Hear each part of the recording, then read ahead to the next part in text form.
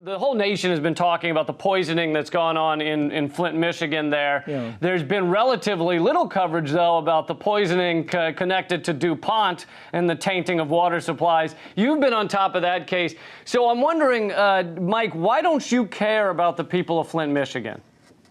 Well, you know what happens. Actually, I was called to be involved in that case, and the difficulty is that's more of a criminal case. People are going to have to go to jail. Now, if I were given the chance on the DuPont case that's being tried in Ohio, as a matter of fact, I go to trial in the 1st of June.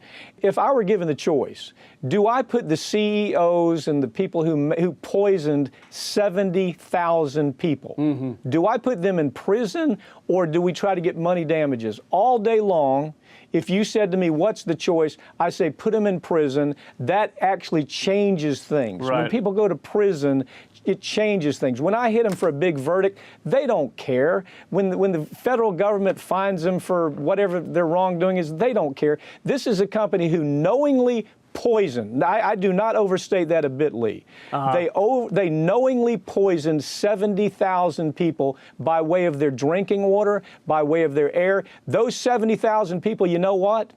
They have this poison in their blood today, and it'll be in their blood for 25 years, and the company understands that that stuff, that C8 that's in their blood, will cause 3 types of cancers and a whole host of gastrointestinal disease that can be life-changing, if not fatal. So this is connected to the making of Teflon, right? And how do we know that they knew what they were doing? Well, because we have the documents. They started calling C8 poison as early as the 1960s. They said it's highly toxic. We know it will kill monkeys, animals of all kinds, and on top of that, we have the document that says we know the testing that we did on animals has a direct relationship to what it'll do to humans. We have the chief lawyer with the company, the #1 lawyer with the company, saying what we have done is deplorable. We've created a liability for 32 years. We're going to get hit with punitive damages because of our bad conduct. That's the #1 guy in the lawyer working for this company. So there's no guesswork here, Lee. This is not something where the jury can see the documents. The document says we know it's poison, we know it causes cancer, and oh, by the way, keep it quiet. Don't tell anybody. You know, and so that's the caliber of criminality that we see. But you know what, Lee? Not one person has gone to prison. The Department of Justice has not even done an investigation for 15 years, and they have all the information and choose to do nothing about it.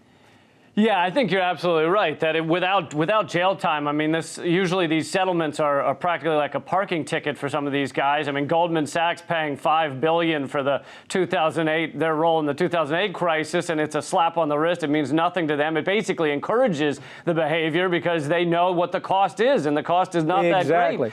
And you know, one CEO that did go to jail is this guy, head of like the Peanut Corporation, that was convicted of giving people salmonella tainted peanut butter. But basically, that's because he was a small corporation, not DuPont, not Goldman Sachs. Is that basically what it is? That's exactly the right. Matter of fact, the backstory on that is the Department of Justice calculated they had to put somebody in jail because they're getting so much criticism that they are absolutely ignoring white-collar crime, and they're throwing kids that are selling 2 ounces of marijuana on the corner, throwing them in jail. They were under huge extreme pressure to do something, and that's the only reason anything happened here. Meantime, Goldman Sachs, who knowingly defrauded mom and pop, defrauded the economy for $18 trillion, nobody goes to prison.